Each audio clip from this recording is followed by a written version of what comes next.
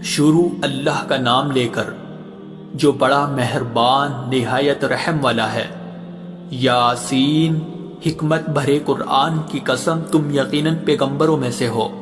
بالکل سیدھے راستے پر۔ یہ قرآن اس ذات کی طرف سے اتارا جا رہا ہے جس کا اقتدار بھی کامل ہے، جس کی رحمت بھی کامل، تاکہ تم ان لوگوں کو خبردار کرو جن کے باپ داداؤں کو پہلے خبردار نہیں کیا گیا تھا، اس لیے وہ غفلت میں پڑے ہوئے ہیں۔ حقیقت یہ ہے کہ ان میں سے اکثر لوگوں کے بارے میں بات پوری ہو چکی ہے، اس لیے وہ ایمان نہیں لاتے۔ ہم نے ان کے گلوں میں توق ڈال رکھے ہیں جو ٹھوڑیوں تک پہنچے ہوئے ہیں، اور اس وجہ سے ان کے سر اوپر کو اٹھے گئے ہیں، اور ہم نے ایک آڑ ان کے آگے کھڑی کر دی ہے اور ایک آڑ ان کے پیچھے کھڑی کر دی ہے، اور اس طرح انہیں ہر طرف سے ڈھانک لیا ہے، جس کے نتیجے میں انہیں کچھ سجائی نہیں دیتا۔ اور ان کے لیے دونوں باتیں برابر ہے، چاہے تم انہیں خبردار کرو یا خبردار نہ کرو، وہ ایمان نہیں لائے گے۔ تم تو صرف ایسے شخص کو خبردار کر سکتے ہو جو نصیحت پر چلے اور خدا رحمان کو دیکھے بغیر اس سے ڈرے، چنانچہ ایسے شخص کو تم مغفرت اور باعزت اجر کی خوشخبری سنا دو۔ یقیناً ہم ہی مردوں کو زندہ کریں گے، اور جو کچھ عمل انہوں نے آگے بھیجے ہیں ہم ان کو بھی لکھتے جاتے ہیں، اور ان کے کاموں کی جو اثرات ہیں ان کو بھی، اور ہم نے ایک واضح کتاب میں ہر چیز کا احاطہ کر رکھا ہے۔ اور اے پیغمبر، تم ان کے سامنے بستی والوں کی مثال پیش کرو جب ان کے پاس رسول آئے تھے۔ جب ہم نے ان کے پاس شروع میں 2 رسول بھیجے تو انہوں نے دونوں کو جھٹلا دیا، پھر ہم نے ایک تیسرے کے ذریعے ان کی تائید کی، اور ان سب نے کہا کہ یقین جانو ہمیں تمہارے پاس رسول بنا کر بھیجا گیا ہے۔ انہوں نے کہا تمہاری حقیقت اس کے سوا کچھ بھی نہیں ہے کہ تم ہم جیسے ہی آدمی ہو، اور خدا رحمان نے کوئی چیز نازل نہیں کی ہے، اور تم سراسر جھوٹ بول رہے ہو۔ ان رسولوں نے کہا ہمارا پروردگار خوب جانتا ہے کہ ہمیں واقعی تمہارے پاس رسول بنا کر بھیجا گیا ہے، اور ہماری ذمہ داری اس سے زیادہ نہیں ہے کہ صاف صاف پیغام پہنچا دے۔ بستی والوں نے کہا ہم نے تو تمہارے اندر نحوست محسوس کی ہے، یقین جانو اگر تم باز نہ آئے تو ہم تم پر پتھر برسائے گی اور ہمارے ہاتھوں تمہیں بڑی دردناک سزا ملے گی۔ رسولوں نے کہا تمہاری نحوست خود تمہارے ساتھ لگی ہوئی ہے، کیا یہ باتیں اس لیے کر رہے ہو کہ تمہیں نصیحت کی بات پہنچائی گئی ہے؟ اصل بات یہ ہے کہ تم خود حد سے گزرے ہوئے لوگ ہو۔ اور شہر کے پلے علاقے سے ایک شخص دوڑتا ہوا آیا، اس نے کہا اے میری قوم کے لوگوں، ان رسولوں کا کہنا مان لو، ان لوگوں کا کہنا مان لو جو تم سے کوئی اجرت نہیں مانگ رہے اور وہ صحیح راستے پر ہے، اور بھلا میں اس ذات کی عبادت کیوں نہ کروں جس نے مجھے پیدا کیا ہے، اور اسی کی طرف تم سب کو واپس بھیجا جائے گا۔ بھلا کیا اسے چھوڑ کر میں ایسوں کو معبود مانوں کہ اگر خدا رحمان مجھے کوئی نقصان پہنچانے کا ارادہ کر لے تو ان کی سفارش میرے کسی کام نہ آئے اور نہ وہ مجھے چھڑا سکے؟ اگر میں ایسا کروں گا تو یقیناً میں کھلی گمراہی میں مبتلا ہو جاؤں گا۔ میں تو اپنے پروردگار پر ایمان لا چکا، اب تم بھی میری بات سن لو۔ آخر کار بستی والوں نے اسے قتل کر دیا، اور اللہ کی طرف سے اس سے کہا گیا کہ جنت میں داخل ہو جاؤ۔ اس نے جنت کی نعمتیں دیکھ کر کہا کہ کاش میری قوم کو معلوم ہو جائے کہ اللہ نے کس طرح میری بخشش کی ہے اور مجھے باعزت لوگوں میں شامل کیا ہے۔ اور اس شخص کے بعد ہم نے اس کی قوم پر آسمان سے کوئی لشکر نہیں اتارا، اور نہ ہمیں اتارنے کی ضرورت تھی، وہ تو بس ایک ہی چنگھاڑ تھی جس سے وہ ایک دم بجھ کر رہ گئے۔ افسوس ہے ایسے بندوں کے حال پر، ان کے پاس کوئی رسول ایسا نہیں آیا جس کا وہ مذاق نہ اڑاتے رہے ہو۔ کیا انہوں نے نہیں دیکھا کہ ان سے پہلے ہم نے کتنی قوموں کو اس طرح ہلاک کر چکے ہیں کہ وہ ان کے پاس لوٹ کر نہیں آتے؟ اور یہ جتنے لوگ ہیں ان سبھی کو اکٹھا کر کے ہمارے سامنے حاضر کیا جائے گا، اور ان کے لیے ایک نشانی وہ زمین ہے جو مردہ پڑی ہوئی تھی، ہم نے اسے زندگی عطا کی، اور اس نے غلہ نکالا جس کی خوراک یہ کھاتے ہیں، اور ہم نے اس زمین میں کھجوروں اور انگوروں کے باغ پیدا کیے، اور ایسا انتظام کیا کہ اس میں سے پانی کے چشمے پھوٹ نکلے تاکہ یہ اس کی پیداوار میں سے کھائے، حالانکہ اس کو ان کے ہاتھوں نے نہیں بنایا تھا۔ کیا پھر بھی یہ شکر نہیں کریں گے؟ پاک ہے وہ ذات جس نے ہر چیز کے جوڑے جوڑے پیدا کیے ہیں،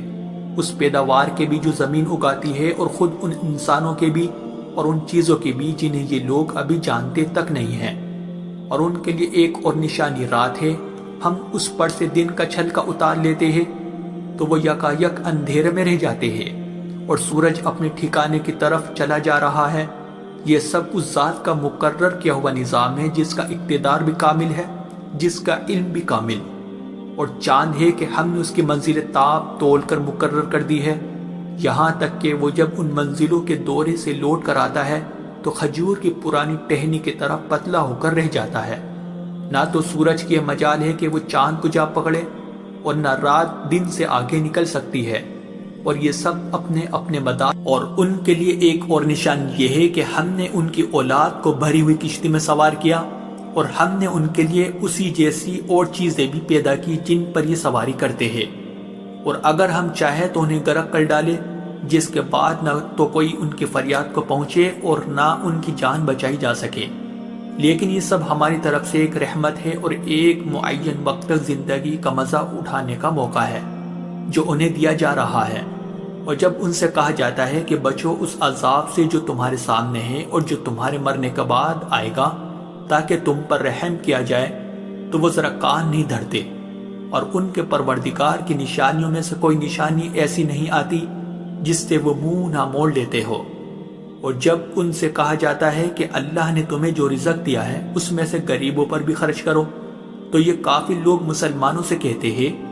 کہ کیا ہم ان لوگوں کو کھانا کھلائے جنہیں اگر اللہ چاہتا تو خود کھلا دیتا؟ مسلمانوں، تمہاری حقیقت اس کے سوا کچھ بھی نہیں کہ تم کھلی گمراہی میں پڑے ہوئے ہو، اور کہتے ہیں کہ یہ قیامت کا وعدہ کب پورا ہوگا؟ مسلمانوں بتاؤ اگر تم سچے ہو۔ دراصل یہ لوگ بس ایک چنگاڑ کا انتظار کر رہے ہیں جو ان کی اجت بازی کے عین درمیان انہیں آ پکڑے گی، پھر نہ یہ کوئی وصیت کر سکے گی اور نہ اپنے گھر والوں کے پاس لوٹ کر جا سکے گی، اور سور پھونکا جائے گا تو یکایک اپنی قبروں سے نکل کر اپنے پروردگار کی طرف تیزی سے روانہ ہو جائے گی، کہے گی کہ ہائے ہماری کم بختی، ہمیں کس نے ہمارے مرکز سے اٹھا کھڑا کیا ہے؟ جواب ملے گا کہ یہ وہی چیز ہے جس کا خدا رحمان نے وعدہ کیا تھا اور پیغمبروں نے سچی بات کہی تھی، اور کچھ نہیں، بس ایک زور کی آواز ہوگی جس کے بعد یہ سب کے سب ہمارے سامنے حاضر کر دیے جائے گے۔ چنانچہ اس دن کسی شخص پر کوئی ظلم نہیں ہوگا اور تمہیں کسی اور چیز کا نہیں، بلکہ انہی کاموں کا بدلہ ملے گا جو تم کیا کرتے تھے۔ جنت والے لوگ اس دن یقیناً اپنے مشغلے میں مگن ہوگے، اور وہ ان کی بیویاں گھنے سایوں میں آرام دانشتوں پر ٹیک لگائے ہوئے ہوگے۔ وہاں ان کے لیے میوے ہوگے اور انہیں ہر وہ چیز ملے گی جو وہ منگوائے گے۔ رحمت والے پروردگار کی طرف سے انہیں سلام کہا جائے گا، اور کافروں سے کہا جائے گا کہ اے مجرموں، آج تم مومنوں سے الگ ہو جاؤ۔ اے آدم کے بیٹو، کیا میں نے تمہیں یہ تاکید نہیں کر دی تھی کہ تم شیطان کی عبادت نہ کرنا، وہ تمہارا کھلا دشمن ہے، اور یہ کہ تم میری عبادت کرنا، یہی سیدھا راستہ ہے۔ اور حقیقت یہ ہے کہ شیطان نے تم میں سے ایک بڑی خلقت کو گمراہ کر ڈالا، تو کیا تم سمجھتے نہیں تھے؟ یہ ہے وہ جہنم جس سے تمہیں ڈرایا جاتا تھا، آج اس میں داخل ہو جاؤ کیونکہ تم کفر کیا کرتے تھے۔ آج کے دن ہم ان کے منہ پر مہر لگا دیں گے، اور ان کے ہاتھ ہم سے بات کریں گے، اور ان کے پاؤں گواہی دیں گے کہ وہ کیا کمائی کیا کرتے تھے۔ اور اگر ہم چاہیں تو یہی دنیا میں ان کی آنکھیں مل یا میٹ کر دیں، پھر یہ راستے کی تلاش میں بھاگے پھرے، لیکن انہیں کہاں کچھ سجا۔ اور اگر ہم چاہیں تو ان کی اپنی جگہ پر بیٹھے بیٹھے ان کی صورتیں اس طرح مسخ کر دے کہ یہ نہ آگے بڑھ سکے اور نہ پیچھے لوٹ سکے۔ اور ہم جس شخص کو لمبی عمر دیتے ہیں اسے تخلیقی اعتبار سے الٹ ہی دیتے ہیں، کیا پھر بھی انہیں عقل نہیں آتی؟ اور ہم نے اپنے ان پیغمبروں کو نہ شاعری سکھائی ہے اور نہ وہ ان کے شایان شان ہیں، یہ تو بس ایک نصیحت کی بات ہے، اور ایسا قرآن جو حقیقت کو کھول کھول کر بیان کرتا ہے تاکہ ہر اس شخص کو خبردار کرے جو زندہ ہو، اور تاکہ کفر کرنے والوں پر حجت پوری ہو جائے۔ اور کیا انہوں نے یہ نہیں دیکھا کہ ہم نے اپنے ہاتھوں کی بنائی ہوئی چیزوں میں سے ان کے لیے موشی پیدا کیے،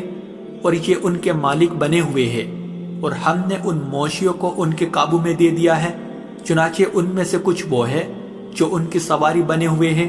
اور کچھ وہ ہے جنہیں یہ کھاتے ہیں۔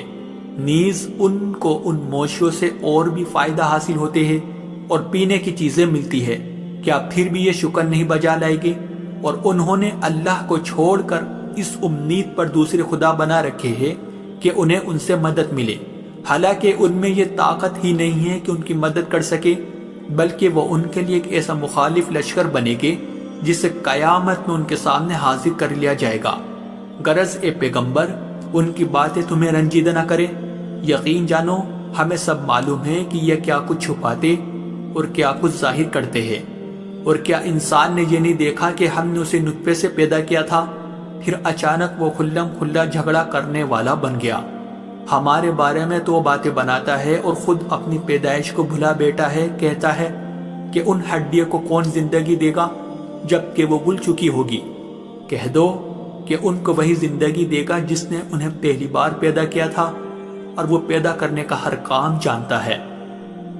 وہی ہے جس نے تمہارے لیے سرسبز درخت سے آگ پیدا کر دی ہے، پھر تم ذرا سی دیر میں اس سے سلگانے کا کام لیتے ہو۔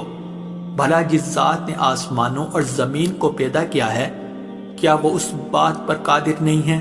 کہ ان جیسوں کو دوبارہ پیدا کر سکے؟ کیوں نہیں، جبکہ وہ سب کچھ پیدا کرنے کی پوری مہرت رکھتا ہے۔